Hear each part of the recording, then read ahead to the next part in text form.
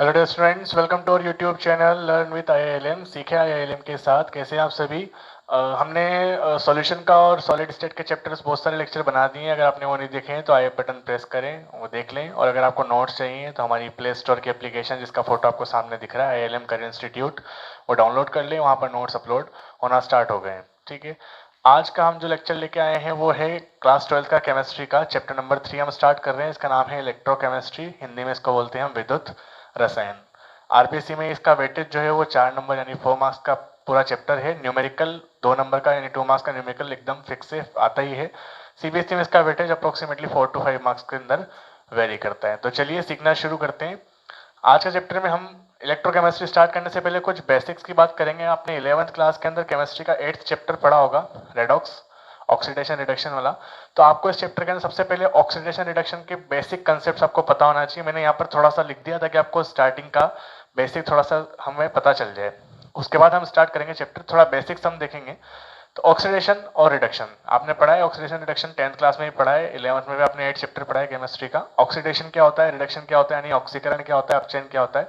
तो मैंने एक टेबल फॉर्म में सिंपल सा बता रखा है यहाँ पे। एडिशन ऑफ ऑक्सीजन यानी ऑक्सीजन का जुड़ना, ऑक्सीडेशन होता है यानी ऑक्सीकरण होता है। और ऑक्सीजन का अपोजिट कर देंगे तो हाइड्रोजन, रिमूवल ऑफ हाइड्रोजन। अगर ऑक्सीजन जुड़ रहा है तो हाइड्रोजन निकाल दो। ठीक, एडिशन ऑफ ऑक्सीजन था तो यहाँ पर रिमूवल ऑफ हाइड्रोजन था। इसका जस्ट अपोजिट कर दोगे तो रिडक्शन की डेफिनेशन बन जाएगी। कैसे? एडिशन ऑफ हाइड्रोजन, देखो यहाँ पर रिमूवल था, यहाँ क्या आ गया, addition and removal of oxygen. ये थोड़ा ओल्ड कंसेप्ट है ना, आजकल हम ये वाला कंसेप्ट यूज नहीं करते हैं। सेकंड कंसेप्ट जो आता है वो आता है रिमूवल ऑफ इलेक्ट्रॉन। ठीक है, रिमूवल ऑफ इलेक्ट्रॉन, अगर किसी भी पर्टिकुलर रिएक्शन के अंदर इलेक्ट्रॉन रिमूव हो रहा है तो उस सेक्शन को आप क्या बोलोगे, ऑक्सीडेशन। और addition of electron just opposite है, आपको एक साइड याद करना है, दूसरा साइड आप ऑटोमेटिक याद कर लोगे। 11th में हमने अच्छे से पढ़ा इस टॉपिक को। ठीक है, एडवांस जो आजकल जो हमारा लेटेस्ट ट्रेंड में जो टॉपिक है, जो हमारा कंसेप्ट है, वो है इंक्रीज इन ऑक्सीडेशन नंबर। आप ऑक्सीडेशन नंबर जानते हैं, जितना भी चार्ज इसके ऊपर हो, वेदर इट इज पॉजिटिव और नेगेटिव, चाहे वो प्लस हो या माइनस हो, पर प्लस माइनस चार्ज को हम क्या बोलते हैं, ऑक्सीडेशन नंबर। तो इंक्रीज इन ऑक्सीडेशन नंबर क्या होता है, oxidation. And decrease in oxidation number क्या होता है, रिडक्शन, यानी ऑक्सीकरण अंग में वृद्धि और ऑक्सीकरण अंग में कमी। ये बेसिक से डेफिनेशन है। एग्जाम्पल चेक करते हैं। जिंक एक मेटल है और उसने क्या करा, 2 इलेक्ट्रॉन लूज कर दिए। तो बताओ रिमूवल ऑफ इलेक्ट्रॉन क्या होगा, ये कौन सी रिएक्शन होगी, ऑक्सीडेशन की। और अगर हम देखें जिंक का, तो जिंक का ऑक्सीडेशन नंबर कितना है, यहाँ पर कोई चार्ज दिख रहा है Z1 के ऊपर, नहीं, 0। और यहाँ पर कितना है, +2। मुझे बताओ 0 से +2 इंक्रीज हुआ डिक्रीज हुआ, इंक्रीज। तो इंक्रीज इन ऑक्सीडेशन, तो यहाँ पर ऑक्सीडेशन रिएक्शन है। ये यही कंसेप्ट हमें इस चैप्टर में बड़े काम आने वाले, तो इसलिए इस पे मैं फोकस करवा रहा हूँ आपको। यहाँ पर देखें तो इलेक्ट्रॉन जुड़ गए, देखो इसके अंदर ऐड हो गए, तो एडिशन ऑफ इलेक्ट्रॉन। दूसरे तरीके से देखें, कॉपर का कितना है, +2 है, और यहाँ कॉपर का कितना है, +2 से 0, डिक्रीज हुआ या इंक्रीज हुआ, डिक्रीज हुआ। तो आपको ऑक्सीडेशन रिडक्शन और ऑक्सीडेशन नंबर यानी ऑक्सीकरण अंग के बारे में पूरी डिटेल्स पता होनी चाहिए। ये चैप्टर पूरा इसी के ऊपर बेस्ड है। आपने कुछ टॉपिक 11th के अंदर भी पढ़े इस चैप्टर के, पर हम स्टिल 12th में भी पढ़ेंगे उनको अच्छे से, क्योंकि हमारे लिए इंपॉर्टेंट चैप्टर है, इसका वेटेज भी ज़्यादा है ना। बोर्ड के अंदर आपके अच्छे क्वेश्चन आते हैं, और न्यूमेरिकल भी इसी चैप्टर से प्रोबेबिलिटी पूरी पूरी होती है आने की। ठीक, एक और चीज हम देखते हैं यहाँ पर, ऑक्सीडेशन रिडक्शन आपने देख लिया। ऑक्सीडेशन रिडक्शन को कंबाइंड फॉर्म में हम रेडॉक्स बोलते हैं। ठीक है, एक चीज और आपको ध्यान रखनी है, इलेक्ट्रोड। क्या आप इलेक्ट्रोड जानते हो क्या? वही जो सेल के अंदर होते हैं, बिल्कुल आप समझ चुके हैं, इलेक्ट्रोड वही जो आपने सेल में पढ़े थे। इलेक्ट्रोड्स क्या होते हैं? तो इलेक्ट्रोड्स बेसिकली क्या होते हैं, मेटल की रोड होती है। क्या होती है? मेटल की रोड होती है, जो क्या करती है, करंट यानी इलेक्ट्रिसिटी को कंडक्ट करती है। यानी कि धातु की एक छड़ होती है जिसके अंदर हम क्या कर सकते हैं, इलेक्ट्रिसिटी यानी करंट को फ्लो करवा सकते हैं। ठीक है, अब ये मेटल की इसकी क्या कैरेक्टरिस्टिक्स है, तो इसकी कैरेक्टरिस्टिक ये, सपोज करो आपके पास में जिंक मेटल है, जिंक मेटल की रोड है। आपने इस रोड को क्या करा, इसी के जिंक मेटल के ही सॉल्ट, इसी का सॉल्ट होना चाहिए, सपोज करो ZnSO4। जब इसमें आप डिप कर दोगे, इसको इसमें डुबो दोगे आप, तो इसके अंदर क्या आ जाएगी, कंडक्टिविटी आएगी। ये आपको बेसिक सा ध्यान रखना है कि इलेक्ट्रोड्स क्या होते हैं। तो इलेक्ट्रोड्स आपके क्या होते हैं, बेसिकली इलेक्ट्रोड्स क्या होते हैं, एक रोड होती है, एक छड़ होती है मेटल की, जो कंडक्टिविटी शो करती है, यानी करंट को फ्लो करने की टेंडेंसी रखती है। आपने पढ़ा होगा इलेक्ट्रोड्स 2 तरीके से होते हैं, एक होता है एनोड, हिंदी में भी इसको हम एनोड ही बोलते हैं, और एक होता है कैथोड, हिंदी में इसको भी कैथोड ही बोलते हैं। अब मुझे बताइए, एनोड और कैथोड आपने पढ़े हैं अच्छे से, कौन होगा एनोड और कौन होगा कैथोड? तो इन सब बातों, इस बारे में बात करने वाले हैं। एनोड पॉजिटिव होगा या नेगेटिव, कैथोड नेगेटिव होगा या पॉजिटिव, बताइए। तो बहुत सारे समझ रहे होंगे कि एनोड पॉजिटिव है, बहुत सारे बोल रहे होंगे एनोड नेगेटिव है। तो हमेशा ध्यान रखना एनोड पॉजिटिव है या नेगेटिव है ये डिपेंड करेगा कि सेल कौन सा है जी। अब आप बोलोगे सेल क्या चीज है सर, तो हम इस चैप्टर के अंदर इलेक्ट्रोकेमिस्ट्री के अंदर टोटली सेल के बारे में यानी कि विद्युत रासायनिक सेल के ही बारे में, इलेक्ट्रोकेमिकल सेल के बारे में बात करने वाले हैं। तो एनोड पॉजिटिव है एनोड नेगेटिव है वो डिपेंड करेगा किसके ऊपर, सेल के ऊपर, के कौन सा सेल आप यूज कर रहे हो। वो सेल कौन से होते हैं आगे हम डिटेल में बात करेंगे। बट एक चीज ध्यान रखनी है, एनोड पर ऑलवेज ऑक्सीडेशन होता है, ये मंत्र आपको याद रखने पड़ेंगे। और कैथोड पर ऑलवेज क्या होता है, कोई भी सेल उठा के लेके आ जाओ, एनोड अगर है तो वहां पर हमेशा कौन सी रिएक्शन होगी, ऑक्सीडेशन, और कैथोड अगर है तो वहां पर कौन सी रिएक्शन होगी, रिडक्शन। तो ये कुछ बेसिक से आपको पता होना चाहिए। एक और टर्म में यहां पर लिख रहा हूं ऑक्सीकारक, ऑक्सीकारक इसको इंग्लिश में हम बोलते हैं ऑक्सीडाइजिंग एजेंट, या इसको आप सिंपली ऑक्सीडेंट्स भी बोल सकते हो। एक होते हैं अपचयक, इसको हम रिड्यूसिंग एजेंट बोलते हैं, या इसको हम रिडक्टेंट्स भी, ये भी आपने 11th क्लास के अंदर पढ़ा है। अब क्या होता है देखो, ऑक्सीकरण यानी ऑक्सीडेशन एक अलग चीज है, ऑक्सीकारक और ऑक्सीडाइजिंग एजेंट एक अलग चीज है, ठीक है। मतलब ऑक्सीकारक क्या होते हैं, ऑक्सीडाइजिंग एजेंट क्या होते हैं, अपचयक यानी रिड्यूसिंग एजेंट क्या होते हैं, ये होते हैं कुछ सब्सटेंसेस, कुछ सब्सटेंसेस इनकी कुछ प्रॉपर्टी होती है। हमेशा ध्यान रखना, इसको जब भी आप बात करोगे तो नाम खुद का होगा और काम दूसरे का होगा। क्या कहने का मतलब है, अगर मैं बोलता हूं कि कोई एक्स है और कोई वाई है, मैं बोल रहा हूँ एक्स जो है वो ऑक्सीकारक है यानी कि ऑक्सीडाइजिंग एजेंट है, तो इसके नाम में ऑक्सीकारक ऑक्सीडाइजिंग आ रहा है, बट ये खुद का ऑक्सीडेशन यानी कि ऑक्सीकरण नहीं करेगा, ये खुद का क्या करेगा, रिडक्शन करेगा। और सामने वाले का क्या कर देगा, ये ऑक्सीडेशन। तो नाम इसका खुद का देखो, ऑक्सी आ रहा है इसके अंदर, नाम में क्या आ रहा है, ऑक्सी, नाम खुद का, काम दूसरे का, दयालु है बड़ा सारा।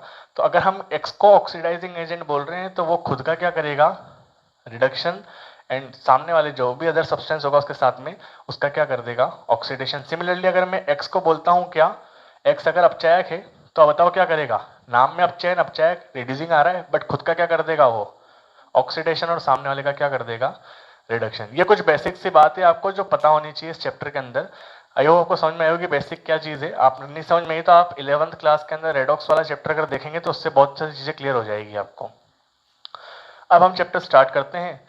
चैप्टर का नाम आपको दिख रहा है सामने, क्या है चैप्टर का नाम, इलेक्ट्रो केमिस्ट्री, हिंदी में क्या बोलते हैं इसको, विद्युत रसायन। तो इस चैप्टर की शुरुआत, इस चैप्टर की डेफिनेशन की बात करेंगे इसके नाम से, ठीक है।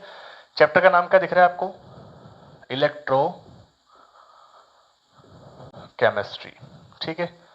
इलेक्ट्रो स्टैंड्स फॉर विद्युत एंड केमिस्ट्री स्टैंड्स फॉर रसायन। तो इस नाम में ही इस चैप्टर की डेफिनेशन छुपी हुई है। कैसे, इलेक्ट्रो को हम अलग कर देते हैं, इलेक्ट्रो का मतलब होता है इलेक्ट्रिक एनर्जी यानी कि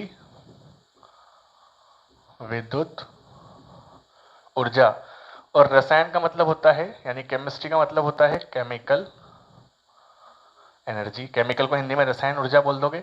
और केमिकल एनर्जी में यहां पर हम बात करेंगे किसके बारे में, केमिकल रिएक्शंस के बारे में, रासायनिक अभिक्रिया के बारे में। सर आपने मतलब तो बता दिया कि भाई दो वर्ड से मिलकर बना है इलेक्ट्रो प्लस केमिस्ट्री। अब डेफिनेशन क्या है, तो डेफिनेशन में आपको ओरली बोल के बता देता हूँ, हिंदी में बताऊंगा पहले। रसायन विज्ञान की वह शाखा जिसके अंदर हम विद्युत ऊर्जा को रासायनिक ऊर्जा में एंड रासायनिक ऊर्जा को विद्युत ऊर्जा में, यानी कि विद्युत ऊर्जा को हम चेंज करेंगे, इलेक्ट्रिकल एनर्जी को हम चेंज करेंगे केमिकल एनर्जी में, या केमिकल एनर्जी को चेंज करेंगे इलेक्ट्रिकल एनर्जी में, है ना। तो that branch of chemistry which deals with interconversion between electric energy and chemical energy is known as electro chemistry. Sir बहुत अच्छी बात है, आपने बता तो दिया, पर ये मतलब क्या है इंटरकन्वर्जन करने का, चेंज करने का। तो मुझे बताओ, डेली रूटीन लाइफ के अंदर आपने टीवी चलाई है कभी, अरे टीवी छोड़ो, मोबाइल चला रहे हो ना, मोबाइल के अंदर बैटरी होती है क्या, बताओ बैटरी में क्या होता है, बैटरी में कुछ केमिकल सब्सटेंसेस होते हैं। तो केमिकल सब्सटेंस होंगे, कुछ रसायन होंगे उसके अंदर, तो केमिकल सब्सटेंसेस आपस में क्या करेंगे, केमिकल रिएक्शन करेंगे, और आपके मोबाइल को क्या प्रोवाइड करते हैं, वो इलेक्ट्रिसिटी प्रोवाइड करते हैं। तो बताओ उस पर्टिकुलर बैटरी के अंदर आपने क्या करा, केमिकल रिएक्शन करवाई, केमिकल एनर्जी को चेंज करा किसके अंदर, इलेक्ट्रिकल एनर्जी में। अरे करा या नहीं करा। सिमिलरली कुछ एक प्रोसेस होती है इसमें हम इलेक्ट्रिकल एनर्जी को किस में चेंज कर देते हैं, केमिकल एनर्जी, उसको हम बोलते हैं इलेक्ट्रोलाइसिस। आपने छोटी क्लास के अंदर पढ़ा होगा, कोई रिएक्शन अगर नहीं होती है तो उसको हम चेंज करने की कोशिश करते हैं। आई होप आपको ये बात समझ में आ रही होगी। इलेक्ट्रिक एनर्जी को केमिकल एनर्जी यानी इलेक्ट्रिक एनर्जी कुल मिला के करंट की बात कर रहे हैं, केमिकल एनर्जी में कुल मिला के रिएक्शंस की बात कर रहे हैं। तो अगर आप इलेक्ट्रिसिटी से रिएक्शंस को प्रोवाइड कर दो, रिएक्शंस स्टार्ट कर दो, या रिएक्शंस की हेल्प से आप क्या कर दो, इलेक्ट्रिसिटी जो हम हमारी डेली रूटीन लाइफ में, मोबाइल में आपके रिमोट के अंदर सेल लगा होता है, वो सेल, हमारी गाड़ियों में जो बैटरी लगी होती है वो बैटरीज, वो सभी इलेक्ट्रोकेमिस्ट्री के ऊपर ही बेस्ड है। तो हमारे पास में इसके बहुत सारे प्रैक्टिकल एग्जाम्पल हैं, इसलिए इस चैप्टर को थोड़ा और इंटरेस्टिंग बना सकते हैं हम लोग। तो डेफिनेशन आपको क्लियर हो गई, आपको डेफिनेशन एकदम क्लियर हो गई होगी। It is a branch of chemistry which deals with interconversion between electrical energy and chemical energy. कुल मिला के यही करना है हमको, इसी के अंदर पूरा चैप्टर खत्म हो जाएगा। थोड़ा लेंदी चैप्टर है, थोड़े न्यूमेरिकल बेस्ड है, बहुत सारे न्यूमेरिकल्स हमको करने हैं। तो डेफिनेशन को आगे मूव करते हैं हम। अब आप मुझे बताओ कि जो हमने प्रोसेस करी कन्वर्जन करने की, इस प्रोसेस को क्या आप हवा में कर दोगे क्या? हवा में तो नहीं हो सकती, कोई ना कोई डिवाइस आपको लेनी पड़ेगी। तो जो इस प्रोसेस को कंप्लीट करने के लिए हम जो डिवाइस यूज करते हैं उसको हम बोलते हैं इलेक्ट्रोकेमिकल सेल। तो अगला टॉपिक हमारा यही है, इलेक्ट्रोकेमिकल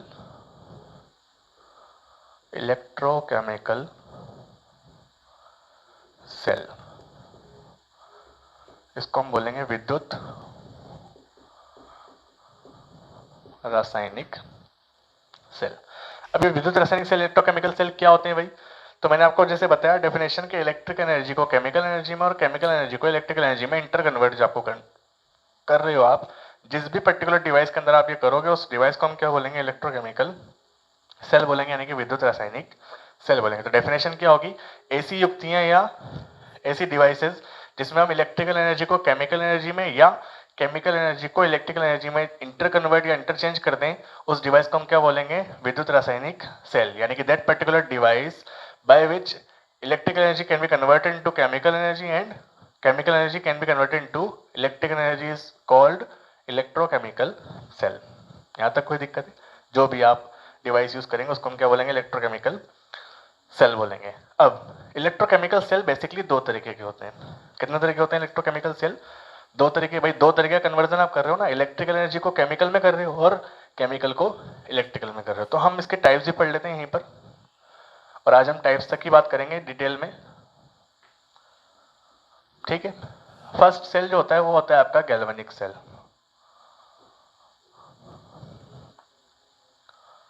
गैल्वेनिक सेल या इसको आप वोल्टेक सेल भी बोलते हो, ठीक है।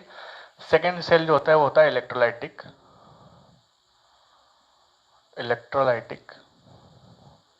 सेल, ठीक है। हिंदी में गैल्वेनिक सेल को गैल्वेनिक सेल ही बोलते हैं, वोल्टेक सेल को वोल्टेक सेल ही बोलते हैं।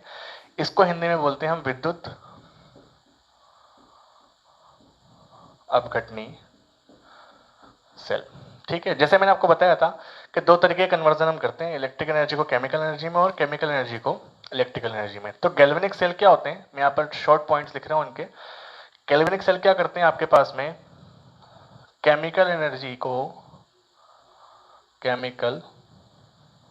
को कन्वर्ट करते हैं किसमें, इलेक्ट्रिकल एनर्जी में, ठीक है। केमिकल एनर्जी को कन्वर्ट करते हैं किसके अंदर, इलेक्ट्रिकल एनर्जी में। यानी कि हम यहाँ पर कोई ना कोई केमिकल रिएक्शंस करवाते हैं किसी कंटेनर के अंदर, किसी पात्र के अंदर या किसी डिवाइस के अंदर, और वो केमिकल एनर्जी आपको क्या प्रोवाइड करती है, इलेक्ट्रिकल एनर्जी। और इलेक्ट्रिकल एनर्जी में सिर्फ और सिर्फ आपको इलेक्ट्रिसिटी ही मिलती है, ठीक है। अच्छा, यहां से इसका अपोजिट ले लेते हैं, इस तरफ इसका अपोजिट क्या होगा, क्या हो जाएगा बताओ। यहां पर इलेक्ट्रिक एनर्जी या electrical energy converted into chemical energy. Sir ये इलेक्ट्रिकल एनर्जी को केमिकल एनर्जी में कन्वर्ट करने का कुछ समझ में नहीं आया है ना, चेक करेंगे आगे हम। पहले हम पॉइंट्स देख लेते हैं, डेफिनेशन में कोई दिक्कत नहीं। यहां पर हम क्या करते हैं, स्पॉन्टेनियस केमिकल रिएक्शन से, स्पॉन्टेनियस का मतलब होता है स्वतः अभिक्रिया। तो स्पॉन्टेनियस रिएक्शन से हम करंट फ्लो करवाते हैं, यानी विद्युत धारा, ठीक है। इसके अंदर क्या करते हैं हम, इलेक्ट्रिक एनर्जी से हम क्या करते हैं, नॉन स्पॉन्टेनियस रिएक्शन को हम स्पॉन्टेनियस रिएक्शन में कन्वर्ट करते हैं। यानी अस्वतः अभिक्रिया को किसमें चेंज करते हो आप, स्वतः अभिक्रिया में। सर ये क्या मतलब हुआ, देखिए कुछ रिएक्शंस ऐसी होती होंगी जो स्पॉन्टेनियस खुद स्टार्ट हो जाती है, तो स्वतः अभिक्रिया हो जाती है, और स्वतः अभिक्रिया होगी तो खुद ब खुद वो क्या करेगी, अपने आप को कन्वर्ट करेगी किसके अंदर, करंट फ्लो के अंदर, यानी विद्युत धारा के अंदर। तो कुछ इसके अंदर जो प्रोसेस है उसमें क्या होता है, हम ऐसी रिएक्शन लेते हैं जो स्पॉन्टेनियसली खुद ही स्टार्ट हो जाती है, कुछ एक ऐसा अरेंजमेंट हम कर देते हैं तो रिएक्शन स्टार्ट हो जाती है, और रिएक्शन स्टार्ट होने के बाद आपको करंट क्या, वहां से क्या मिलने लगता है, करंट यानी विद्युत धारा मिलने लगती है। यहाँ पर क्या होगा, अस्वतः अभिक्रिया को किसमें चेंज कर रहे हैं हम, स्वतः अभिक्रिया में। इसका मीनिंग समझ में नहीं आ रहा होगा आप लोगों को कि नॉन स्पॉन्टेनियस को स्पॉन्टेनियस में कैसे कन्वर्ट करें। तो देखते हैं जरा इसको। हमने कंटेनर लिया सपोज करो, और यहाँ पर हमने लगा दिए 2 इलेक्ट्रोड। ये आपका पॉजिटिव कर देते हैं, इसको हम क्या कर देते हैं, नेगेटिव। इसके अंदर हमने क्या करा, NaCl को डिसोल्व कर दिया। बहुत सिंपल सा एग्जांपल ले लेते हैं, NaCl को डिसोल्व कर दिया। NaCl को छोड़ो, हम ले लेते हैं यहाँ पर H2O। क्या ले लेते हैं, पानी ले लेते हैं सपोज करो।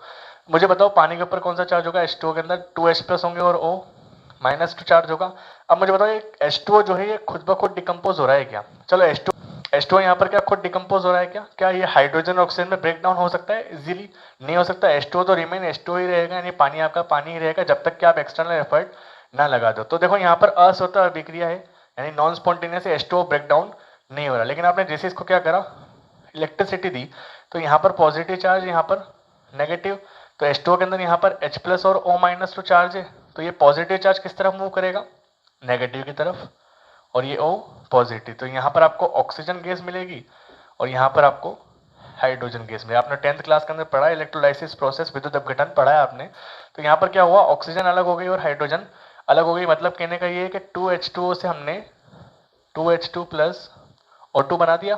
क्या अगर हम ये इलेक्ट्रिकल एनर्जी नहीं देते तो क्या ये अलग हो सकते थे, क्या नहीं हो सकते थे, वो अस्वतः यानी नॉन स्पॉन्टेनियस था। लेकिन जैसे हमने इलेक्ट्रिक एनर्जी दी, इलेक्ट्रिकल एनर्जी देने के बाद वो किस में चेंज हो गई, केमिकल एनर्जी में, यानी कि नॉन स्पॉन्टेनियस से किस में चेंज हो गया, वो स्पॉन्टेनियस में। एलिमेंट्स जो है या एटम्स जो है वो एक दूसरे से अलग हो गए, हाइड्रोजन अलग हो गई गैस और ऑक्सीजन अलग हो गई। समझ में आ गई बात आपको। तो ये मीनिंग है स्पॉन्टेनियस और नॉन स्पॉन्टेनियस का। इसको मैं हटा देता हूँ। कुछ और बेसिक सी बात इसके अंदर आपको ध्यान रखनी है। पहले हम इसका स्ट्रक्चर देख रहे हैं, इंट्रोडक्शन पार्ट देख रहे हैं। अब आपको ध्यान रखना है एनोड एंड कैथोड। एनोड क्या होगा और कैथोड क्या होगा। यहाँ पर भी एनोड क्या होगा, पॉजिटिव और नेगेटिव। कैथोड क्या होगा, पॉजिटिव और नेगेटिव। ठीक है, यहाँ पर हम एक ट्रिक ध्यान रखेंगे, गैल्वेनिक सेल के लिए पर्टिकुलर होती है, वो होती है LOAN, lawn. L stands for left, O stands for oxidation, A stands for anode and N stands for negative। ठीक है, अब मुझे बताओ इस वाले पर्टिकुलर सेल में, गैल्वेनिक सेल के लिए ट्रिक क्या है हमारे पास में, LOAN, यानी कि एनोड जो है वो क्या है, नेगेटिव। तो बताओ एनोड क्या है, नेगेटिव। तो जब एनोड नेगेटिव है तो कैथोड ऑब्वियसली बात है क्या हो जाएगा आपके पास में, बताओ जल्दी से, पॉजिटिव। अरे होगा या नहीं होगा। जो चीज यहाँ है गैल्वेनिक सेल के अंदर, जो चीज है उसका अपोजिट किसके अंदर होगा, इलेक्ट्रोलाइटिक सेल में। तो जब यहाँ एनोड नेगेटिव है तो बताओ यहाँ पर एनोड क्या होगा, पॉजिटिव। और जब ये पॉजिटिव है तो ये क्या होगा, नेगेटिव। तो आपको बस इतना सा ध्यान रखना है, लोन LON। अब ये लेफ्ट और ऑक्सीडेशन का क्या मीनिंग है, ये हम आगे जब डेनियल सेल पूरा पढ़ेंगे उसके अंदर आपको क्लियर हो जाएगा। बेसिकली ये डेनियल सेल की ट्रिक है, पर हम यहीं पर इसको देख लेते हैं ताकि आपको एनोड और कैथोड के अंदर कंफ्यूजन ना रहे। तो आपसे जब भी कोई पूछेगा कि भाई एनोड पॉजिटिव है या नेगेटिव, तो आप क्या बोलोगे कि भाई कौन से सेल की बात कर रहे हो आप। अगर आप गैल्वेनिक सेल की बात कर रहे हो तो एनोड क्या होगा, नेगेटिव। लेकिन अगर आप इलेक्ट्रोलाइटिक सेल की बात कर रहे हो तो एनोड क्या हो जाएगा, पॉजिटिव। ये कंसेप्ट आपको ध्यान रखना है, इसमें कोई दिक्कत नहीं। अब लास्ट में मैंने आपको बता दिया, वैसे एनोड पर ऑलवेज क्या होगा, ऑक्सीडेशन, एंड कैथोड पर ऑलवेज क्या होगा, रिडक्शन। हिंदी मीडियम में ज़्यादा दिक्कत नहीं आएगी, ऑक्सीडेशन रिडक्शन आप समझते हो अच्छे से। तो यहाँ पर आपका पूरा ओवरव्यू है कि गैल्वेनिक सेल क्या होते हैं, गैल्वेनिक सेल क्या, सॉरी इलेक्ट्रोकेमिकल सेल क्या होते हैं। इलेक्ट्रोकेमिकल सेल 2 टाइप के होते हैं, मैंने आपको पूरा डिटेल्स बता दिया। तो ये पूरा इलेक्ट्रोकेमिकल सेल हमारा हो चुका है कंप्लीट। आई होप आपको समझ में आया होगा। नहीं समझ में आया है तो एक बार और रिपीट करके देखो, मेरे हिसाब से आ जाएगा समझ में, इतनी कोई दिक्कत वाली बात नहीं। तो ये बेसिक्स था आज हमारा इलेक्ट्रोकेमिस्ट्री का। इलेक्ट्रोकेमिस्ट्री और सॉलिड स्टेट दोनों के ही आपके डे बाय डे लेक्चर्स तैयार हो रहे हैं, तो घर बैठे अच्छे से इसको यूज़ करें। डिटेल में बताया जा रहा है आपको सब कुछ। कोई दिक्कत आए तो कमेंट में हमें बताएं, और प्लीज़ शेयर, इस चैनल को ज़्यादा से ज़्यादा शेयर करिए अपने फ्रेंड्स के साथ में, ताकि सभी को इसका फ़ायदा मिल सके। आज के लेक्चर में इतना ही। Thank you.